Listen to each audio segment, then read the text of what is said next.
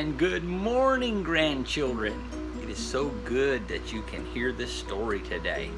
This is an interesting one. This is Curious George and the Firefighters. Now, Curious George is a curious little monkey.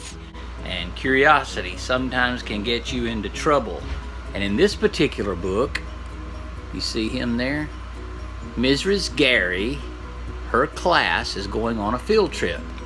And he goes with them, and he finds himself soon at the scene of a fire where he finds ways to be helpful. Curious George and the Firefighters. Now that's George, and he is curious. You know what curious means? This is George. He was a good little monkey and always very curious. Today, George and his friend, the man with the yellow hat, joined Mrs. Gray and her class on their field trip to the fire station. So here is George, and he is a good little monkey, and the man in the yellow hat, he's the fellow that takes care of George. And there's Mrs. Gray and her class. They're going on a field trip today to the fire station. Oh boy. The fire chief was waiting for them right next to a big red fire truck. "Welcome," he said, and led everyone upstairs to begin their tour. So there he is beside the big red fire truck. Wow, that is a big red fire truck. Can you find George? Thought you could. There was a kitchen with a big table, and there were snacks for everyone. My kind of field trip. The fire chief told them all about being a firefighter. George tried hard to pay attention, but there were so many things for a little monkey to explore, like that shiny silver pole in the corner. Oh my, look, there's the table with snacks, and oh, George sees that silver pole. It's kind of gold, but we're going to call it silver for the sake of the book. Why, it went back downstairs. There was a great big fire truck. There was a map of the city. There was a whole wall full of coats and hats and big black boots. Wow, look at him going down that pole. There's all the coats and the hats and the boots and a map and a fire truck. George had an idea. First, he stepped into a pair of boots. Next, he picked out a helmet. And finally, George put on a jacket.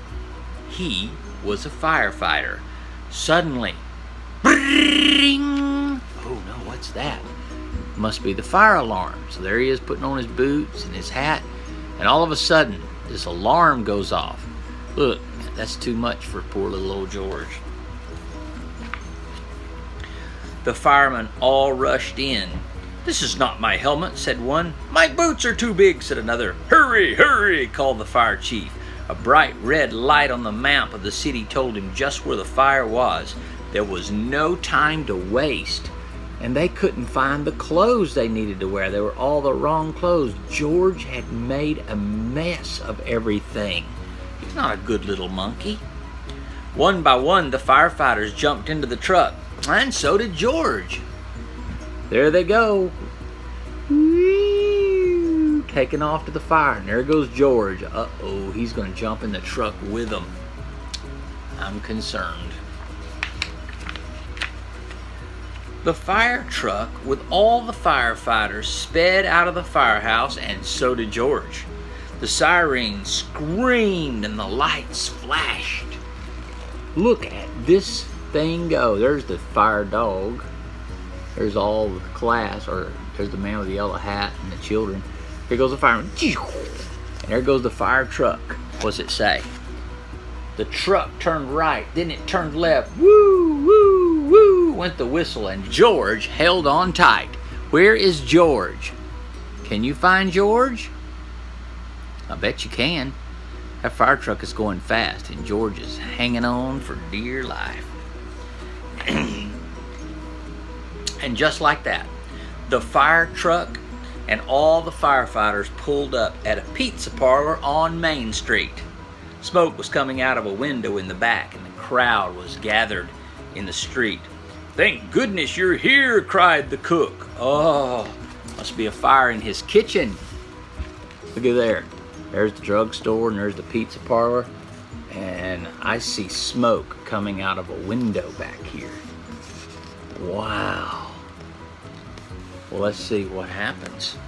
The firefighters rushed off the truck and started unwinding their hoses. They knew just what to do, and George was ready to help. He climbed up on the hose reel. Oh boy.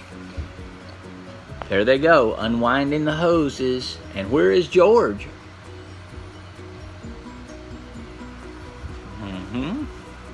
Probably where he doesn't need to be. One of the firemen saw George trying to help, and he took George by the arm and led him out of the way. "A fire is no place for a monkey," he said to George. "You stay here where it's safe." George felt terrible. Oh, see George being led away? Looks like there's a baseball team watching the fire.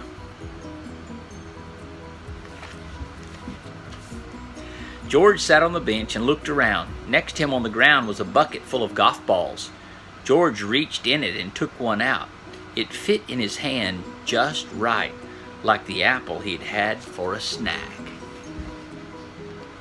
Oh no, golf balls, and it fit perfectly in his hand.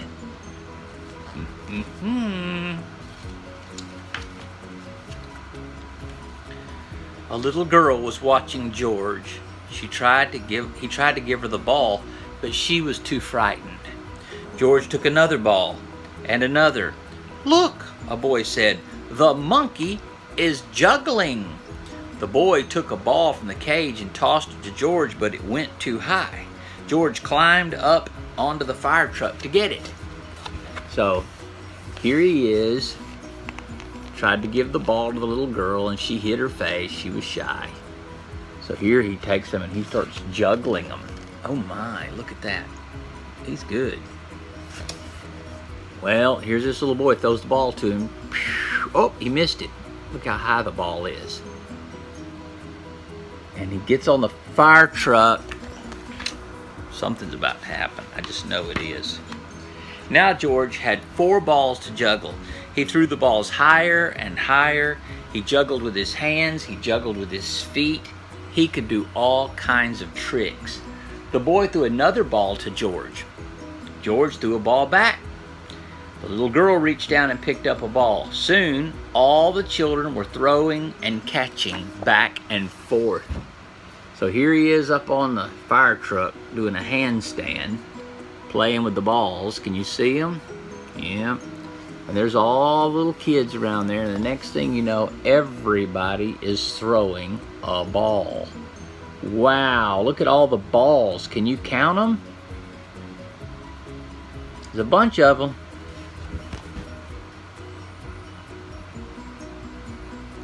The fire chief came to tell everyone that the fire was out. Just then, the little girl laughed and said, "Look, Mommy, a fire monkey." "Hey," called the fire chief, "what are you doing up there?" "What a wonderful idea," the little girl's mother said to the fire chief, "bringing this brave little monkey to help children when they're frightened." "Oh," the chief said, "well, thank you." So there's that brave little monkey. He ain't brave, he didn't obey, and he was in the wrong place. Look at all the balls on the ground. They're picking them up now. Fire chief is taking credit for something that wasn't really his. Before long, the fire truck was back in the firehouse where a familiar voice called, "George!" It was the man with the yellow hat. "This little monkey had quite an adventure," said one of the firefighters. "Is everyone all right?" asked Mrs. Gray. "Yes, it was a small fire, and George was a big help." Now the fire field trip was coming to an end, but there was one more treat in store. So here they come back to the fire department. George is on the fireman's shoulders, and There's everybody, and the fire chief is saying, it's okay, the fire's out. We'll see.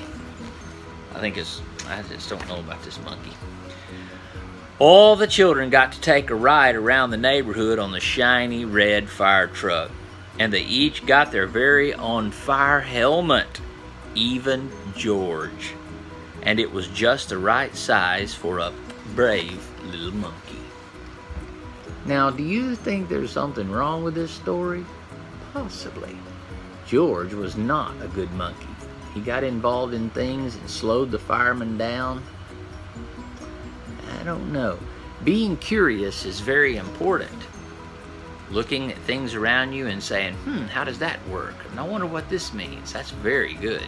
But you should also be obedient and not cause problems. George was a problem little monkey, wasn't he? Well, we'll read more about George another time and see if he still gets into trouble or if he's a very obedient monkey. We'll find out. I love you.